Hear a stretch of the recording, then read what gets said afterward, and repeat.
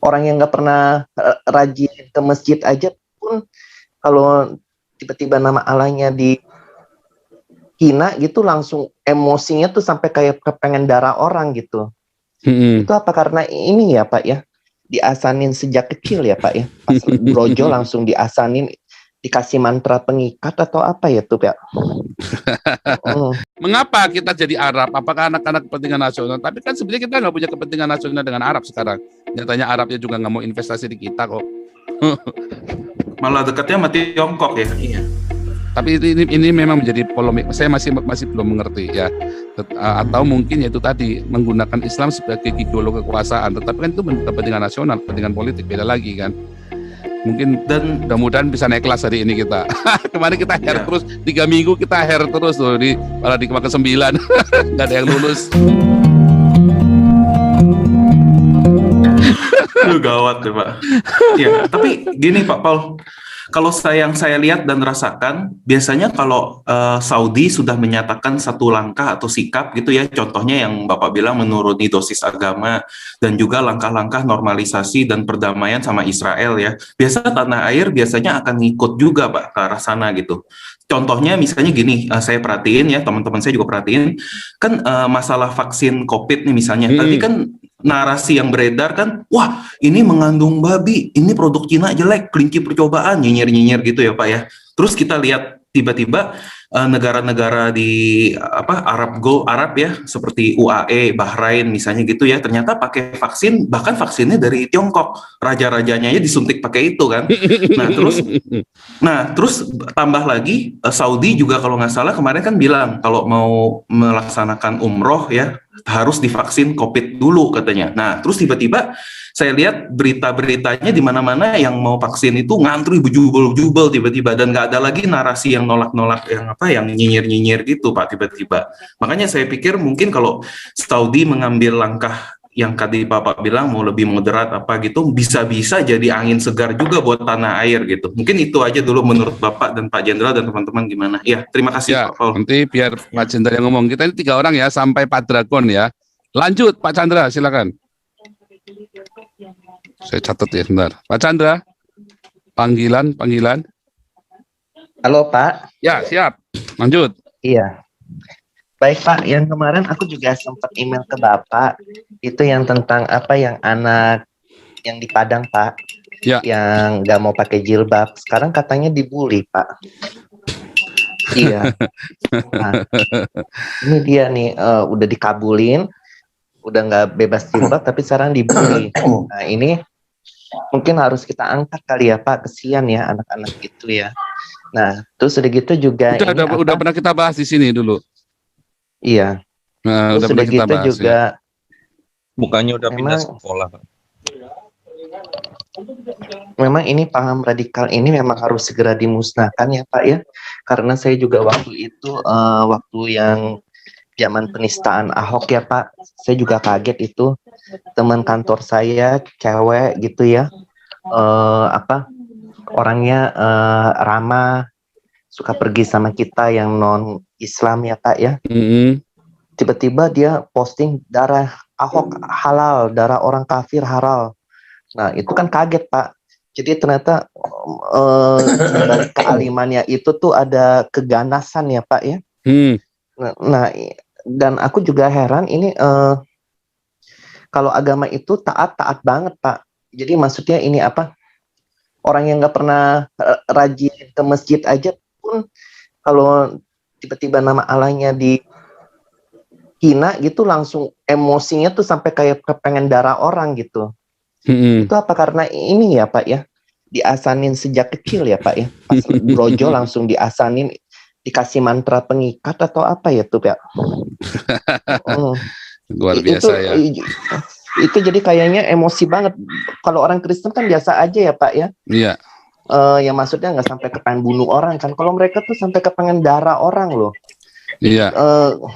Kan jadi kita ini waduh ini orang kan suka pergi bareng kita aja sampai kaget teman-temannya Pak postingnya kayak gitu. Nah ini jadi makanya di balik keramahan muslim tuh kita baru lihat wah ternyata ganas ini nggak bisa dibiarin ini Iya. khilafah kayak gini. Iya, ganas banget itu. Ya mungkin Tapi itu sih, memang Pak, beda lah, masukan dari 20 saya. tahun inilah mereka mulai begitu. Dulu-dulu Islamnya juga nggak terlalu begitu banget ya. Ada satu dua, kalau sekarang tuh rata-rata begitu ya. Kalau dulu-dulu nggak. Ya zaman Iya. APRI, zamannya TNI kuat gitu ya. Zaman TNI itu masih benar-benar dwi-fungsi itu ya. Saya agak ini ya, orang-orang yang bilang anti jangan dwi-fungsi. Kalau saya sebagai orang minoritas, saya itu lebih suka dwi-fungsi ABRI loh. ini anyway, sorry. Ini mengarahkan, iya. saya nggak boleh mengarahkan harusnya. Nggak boleh. Iya. Oke. Nah ini dia, memang kita harus berantas ini, gila, ini benar-benar ngeri banget ini. Karena Indonesia Iya, belum orang matang, belum dewasa. Indonesia belum dewasa, jawabannya mungkin itu kali Pak Chandra. Iya, terus sama kalau yang kayak soal Arab udah bertobat dari Islam ya, aku pernah di CP ya Pak ya. Itu orang Arab asli pakai kerudung main-main sama anjing Pak. Oh iya, Nah, mereka. Iya. Ya betul tuh, menarik ya. Orang Indonesia kan apa-apa haram. Bahkan yang ini nih, ada wanita muslim piara 70 anjing lagi jadi masalah ini Pak, diusir. Ya. Di Bogor.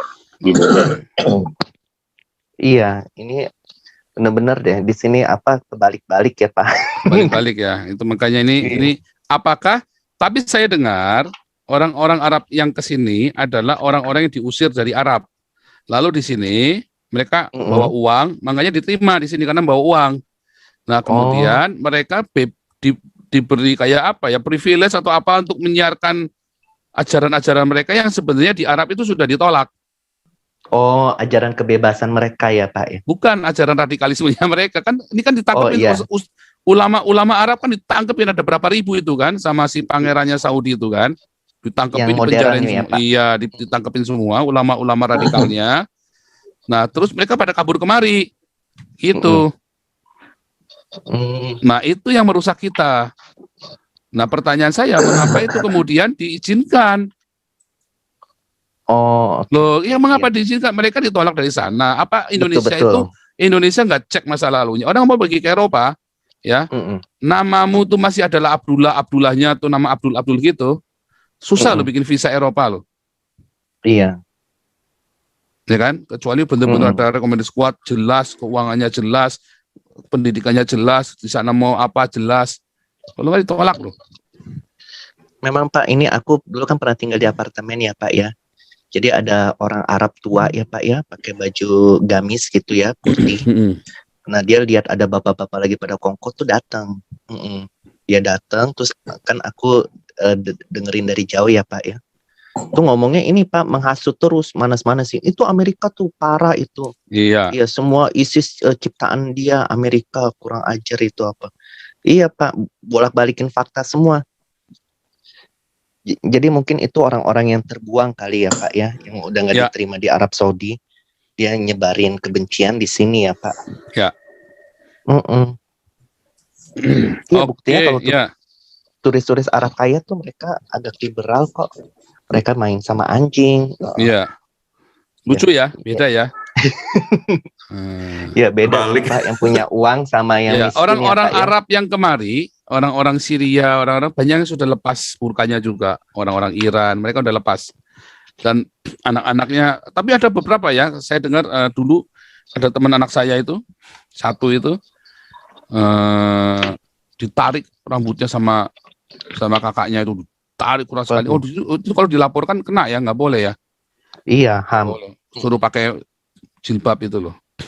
Dan kalau di Eropa, di seluruh Eropa nggak boleh, burka itu nggak boleh ya. Begitu masuk bis nggak boleh, begitu masuk masuk gedung harus dibuka. Kalau dia di jalan, pinggir jalan pakai nggak apa-apa, tapi begitu masuk bis harus dibuka. Jadi kalau dia mau, kan di bis kan selalu ada CCTV-nya kan. Iya, ngeri Pak, takut bawa pisau atau apa. Dia bawa bom, jadi kita tahu siapa dia kan. Gitu loh. Datangnya dari mana, orangnya dari mana. Kalau ditutup kan kita nggak tahu semua, nih orang nggak jelas ya kan. Brewokan apa enggak, kita nggak tahu kan.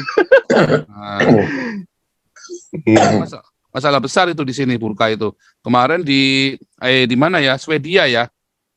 Swedia mereka voting untuk burka. Akhirnya apa?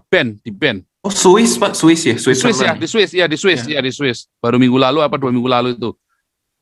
Voting buat masalah burka. Di ban. Wah, itu mengerikan, bahaya itu.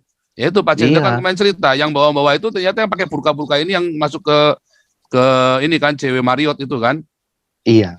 Ya kan? Ternyata mereka yang bawa, waduh, laki-laki pakai burka. Nah, itu di Indonesia malah sekarang Iya, jangan-jangan nanti polisi TNI pakai burka juga ntar lama-lama. Sekarang kan bahkan mereka anggap ini Pak, pandemi ini adalah asap dari Tuhan Pak. Iya. Iya. Melarang burka.